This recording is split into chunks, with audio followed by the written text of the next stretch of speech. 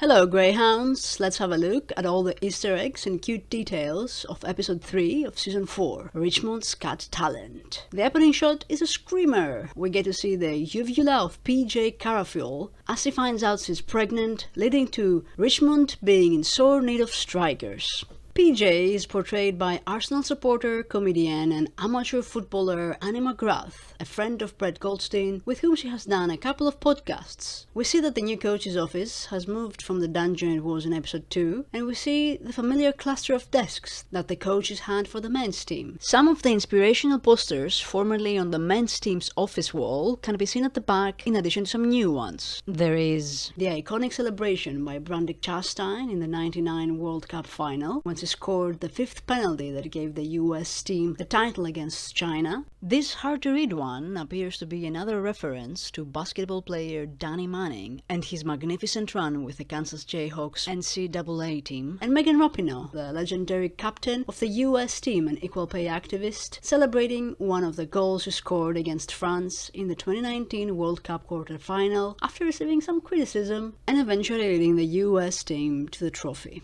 Then we get a whole conversation about references. First, it's Good Will Hunting, the Gus Van Sant film that launched the careers of Matt Damon and Ben Affleck. Then it's Billy Elliot, the British feel-good coming-of-age film set during the miners' strike that was a box office smash hit. And finally, Susan Boyle, who Ted unbelievably doesn't recognize. I'm guessing you do, and don't need me to tell you that Susan Boyle is responsible for one of the most electric moments in reality TV, when she stunned the world during her Britain's Got Talent audition, singing I Dream a Dream from Les Mis, and achieved her dream of becoming a professional singer. You can also hear her sing the episode out in the closing credits. The shareholders meeting is a delight. In addition to the boys and May, we get the Milk Sisters, the famous minority shareholders that Rebecca was supposed to have a meeting with in season 1, inviting Ted along, leading to him making some dairy puns, only to find that they had given the shares to Rupert. Ted then taught Rupert some humility in a thrilling game of darts. It looks like the sisters are back, and they are also presumably sponsoring the club. Following Paddington, we now have someone dressed like Marty McFly from Back to the Future asking questions to Roy. I would love this to be a running gag throughout the season. At the first day of school, we catch up with Phoebe and her mum. We have seen Dr. Jenny before, when she was the ER doctor that took care of Doc Sharon when she was hit by a car in season 2, although we only suspected that she was Roy's sister then, and we got our confirmation at Roy's uncle's day in season 3. I'm a fan. Phoebe, meanwhile, has a pair of bedazzled socks for Roy. He grumbles about the sparkles, but we know that he likes loud socks from season 2, when we saw him with his yoga friends. Dr. Jenny's description of Roy's style as the Mission Impossible franchise is barbecue sauce. The whole Pinter and Sons storyline is not great. Even if the fans didn't like the women's team, it would be brand suicide for any company to withdraw sponsorship from the women's team only. Here's what my suggestion would be to Richmond. Put a black tape on the logo, tell the world, see what happens. Anyway, Rebecca has to do something in the episode, I guess. At least we get the answer to the question on whether the bank's name is related to Beard's favorite playwright, Harold Pinter. Pinter was known for employing silences in his works. Elaine gives a call out to the famous Pinter pause when she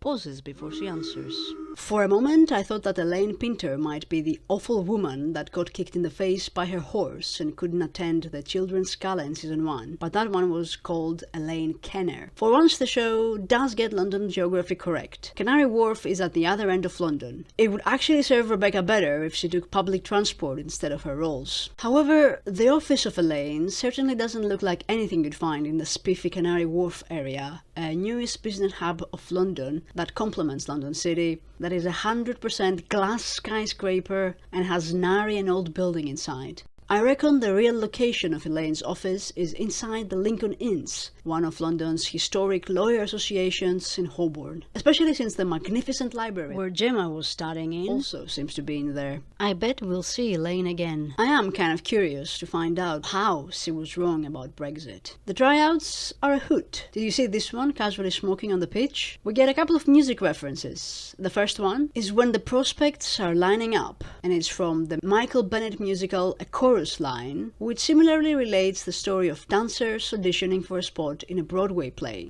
Then, during the drills, the music is from Stripes, the 1981 Bill Murray war comedy showing similarly incompetent cadets training. We get to meet Maria Rojas, Danny Rojas' sister, and Cristo Fernandez, IRL's sister. It's a pity she can't play football. I wouldn't mind her sticking around. I have no doubt that there are call-outs in all the players' names they keep showing us, but my googling isn't bringing up anything obvious, with the exception of Tilly Smith, that I think could be a reference to the 10-year-old who, using her geography class knowledge, warned everyone on her beach of the coming tsunami during the 2004 Indian Ocean earthquake and likely saved 100 lives. The missing kid storyline is also a bit too cute. They could simply use their training kit and go to the team store and print some numbers at the back. No one would care. It was, however, the opportunity for several good things. A. We remembered the Vanity Fair article that Keeley did in season 2. Remember, Roy was part of the photoshoot, but they didn't put him in the magazine in the end. B. We got to hear of another Derek. C. We got to see Kokorunde again. C was the little girl whose defensive prowess had impressed Roy in season 2. And D. We got the Keeley meltdown that probably explained why Rebecca had been keeping things a secret from Keeley.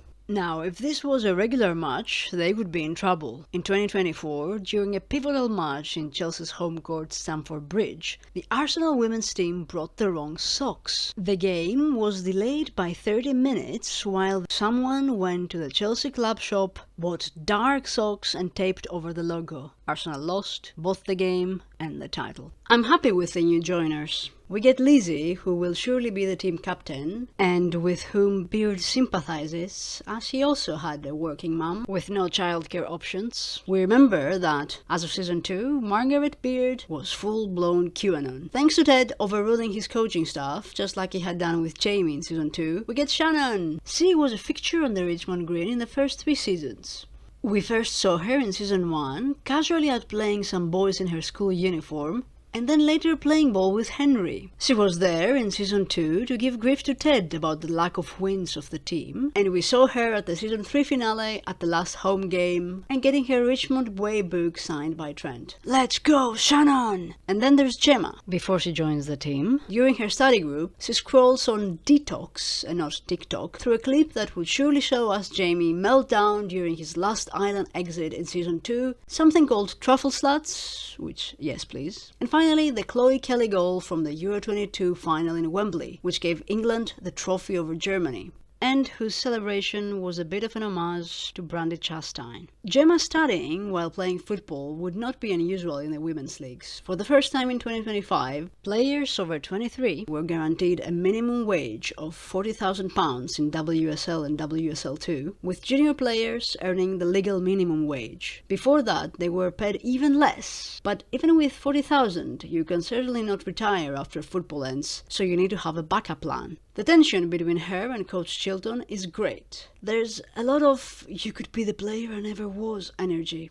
I also wouldn't say that there's lesbian drama vibes, but I would certainly think it. We see that the women's team will use the training facility as their grounds, which I suppose is fair for a newly founded lower division team, and we won't get the bad CGI of the big stadium. It's also fitting that the first opponent is Hayes and Heating, since the Earl Greyhound training facility, now called the Milk Park, is the IRL football grounds of that team. Much like how the men's team's first game in season 1 was against Crystal Palace, whose pitch Selhurst Park stands in for the fictional Nelson Road. The announcers are real-life announcers too. Rebecca Lowe is a British-American sports anchor that works for NBC, covering football, and has also had a podcast with Brenton Hand. More importantly, she was also there, just like Arlo White, in the old Ted Lasso NBC commercials that inspired the whole show. Meanwhile, Jill Scott is an iconic retired Lioness, captaining the national team and on club level enjoying success with Everton and Manchester City. The highlight of the episode for me was May's delight with the women's team. There's a little girl in there that wasn't allowed to play the games she loved. And before I leave you, let me see if I can squeeze out some more details from the episode. I wonder if it means something that Ted's chair is lower the first time he sits on it, and the look that Beard gives him afterwards. As for the Coach Beard readings of the episode, firstly it's Female Soccer Player 101 by professional footballer and author Adriana Rodriguez, and I believe Daring Greatly by Brené Brown, an American author and academic who was also a favorite of Deborah in season 2, not to mention a favorite of Jason Sudeikis and Brendan Hand. I know Rebecca putting on her top backwards after Ted's interruption is meant to be a joke, but how on earth is it faster to do the buttons on the back? And Ted's accurate aside, ground control to Major Hank, is a paraphrase of David Bowie's opening line on 1969's Space Oddity, where the ground control is calling on to astronaut Major Tom as he's about to launch into space.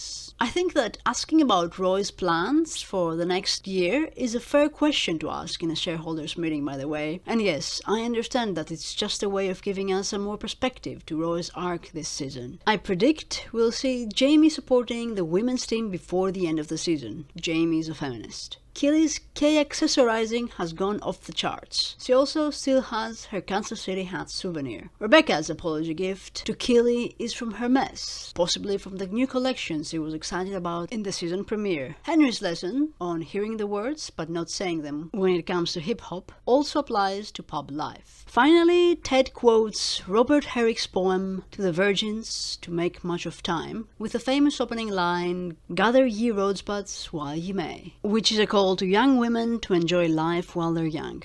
Too late. And on that note, that's it from me. Congrats if you stayed until the end. Let me know what I missed or got wrong. If you want even more Ted Lasso videos, why not like or subscribe? As always, thanks for watching.